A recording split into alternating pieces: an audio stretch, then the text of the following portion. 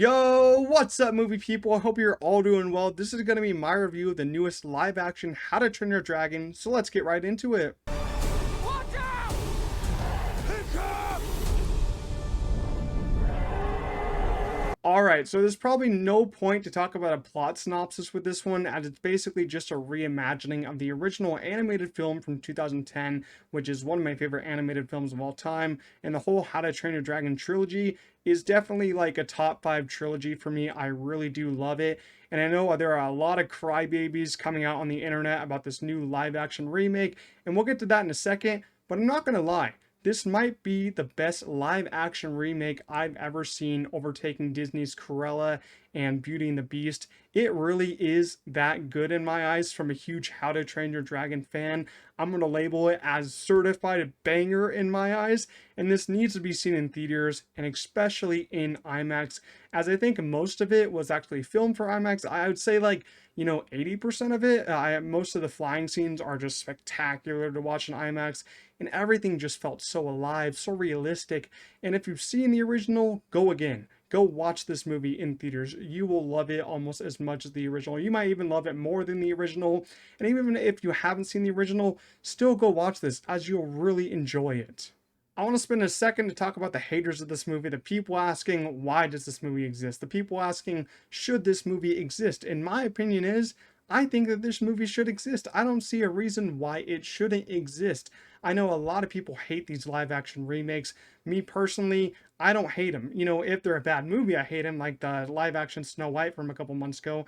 I think it's terrible. Live action Lilo and Stitch, I thought it was a fine movie. And in this one, I think it's great. I really did love this movie, but I don't have a problem with these studios making these live action remakes, because to me, them remaking an animated movie is no different from, let's say, studios remaking The Departed, which was already a movie, and then it's a new live action movie. Like, what's the difference between them remaking an animated movie into a live action movie from them remaking a live action movie into another live action movie with the same story? I don't see the difference there.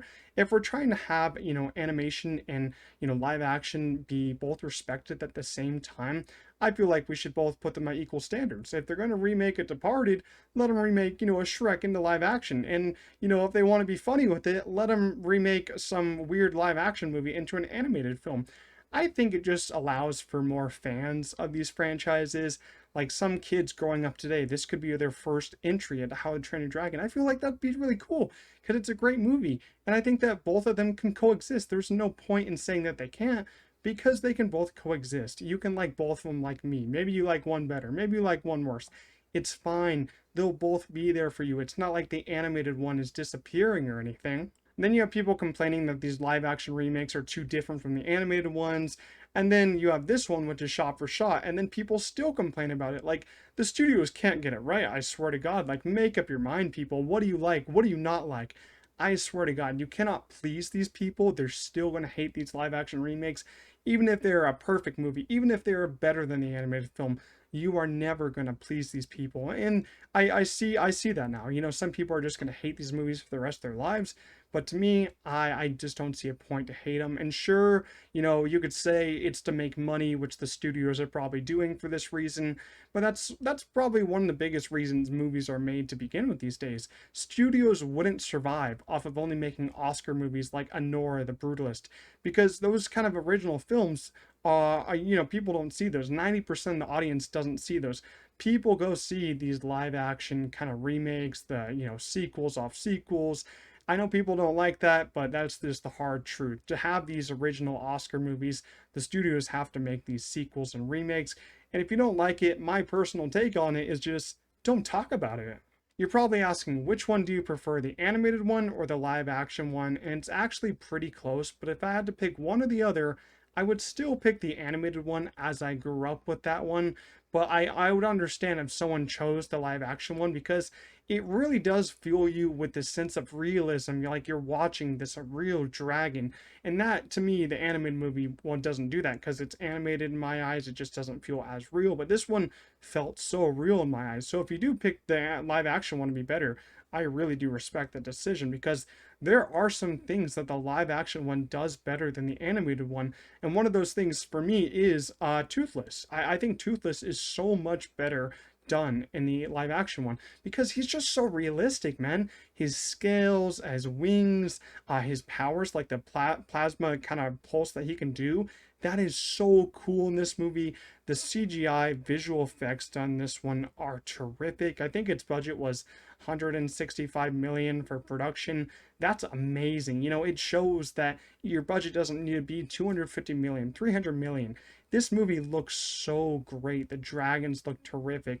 The set design, the costumes. Oh my god, I love the costumes of everyone in this movie. It just looked so amazing to me. Truly, it transports you into this world. I had to get used to it for a second, you know, like 5 to 10 minutes in, I was like, this just feels so weird to go from the animated version to the live action version.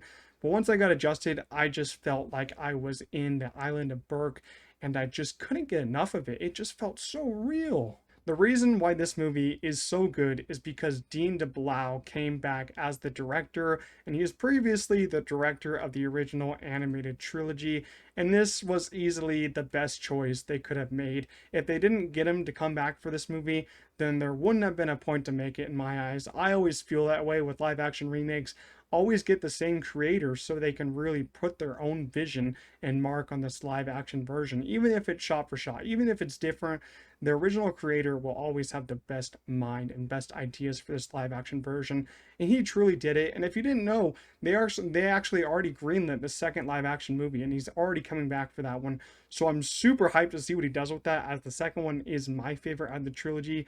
I think it's so emotional. I think it can be done so well in live action. And also, John Powell came back for the score. He just did a terrific job again. Without him coming back as the composer, you wouldn't have had the same movie. Both of them leave such an imprint on the animated one are so needed for this live action one. John's score is like partially the same, I'd say, in this one. He still re-recorded it, I think, while just changing the timing of some scenes, but you still have that electric first ride score and track, and I just felt so emotional listening to it again. So without both these people, you wouldn't have this movie be this great, but you have both of them here, and it's terrific to have them back. It's time to talk about the cast, and I gotta say, I really love this main group of people in here. Mason Thames coming in as Hiccup. I was a little bit worried about him being Hiccup, and I'm still, you know, kind of iffy on it on the beginning of this movie because I feel like Mason Thames is a pretty cool kid. He's not like as awkward as Hiccup should be in this movie.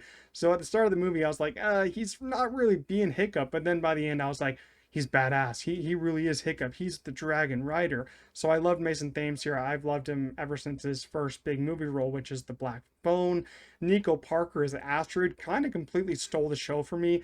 I know there's going to be some stupid people in the comments being like, Nico Parker, she's not blonde. I don't care. She doesn't need to be blonde. It's ridiculous for you to say that. The voice actress of the original Astrid wasn't blonde either. Like, so calm down.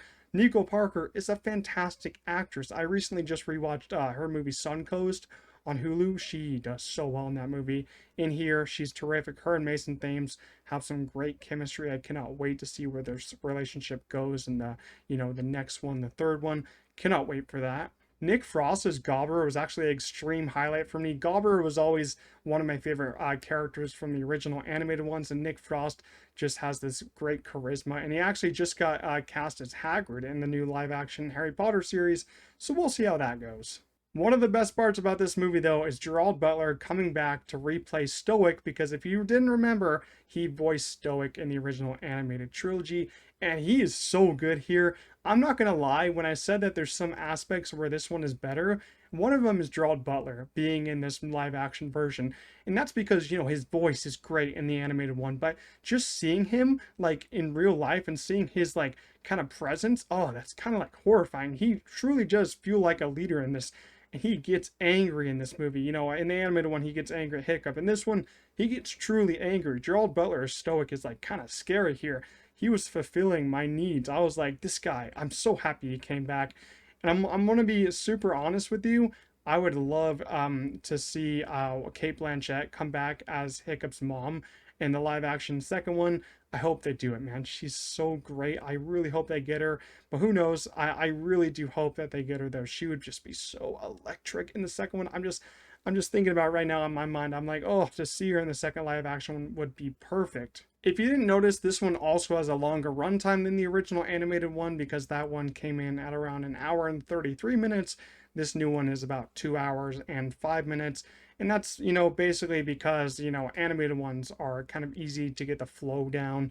The animated sequences are a lot faster than these new ones.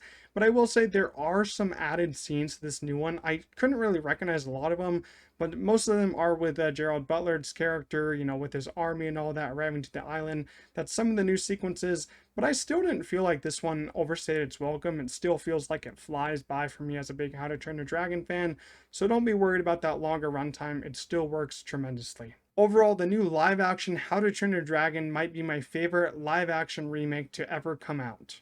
This definitely wouldn't have worked without Dean DeBlow and John Powell coming back because they are the anchors of what makes these movies so special, and it definitely shows here. The visuals are epic, the CGI and visual effects on Toothless are just outstanding. The set design, costume design, and score still makes me emotional to this day, and there are even moments here where I prefer the live action one over the animated one. The cast is great, and I just felt cozy and at home while watching this, and I cannot wait to see how they adapt the second entry. I'm going to give the live action How to Train Your Dragon a 4 out of 5. I hope you guys all enjoyed my review of How to Train Your Dragon. If you did, make sure you smash that like button as it is free to do so and it helps me out a lot.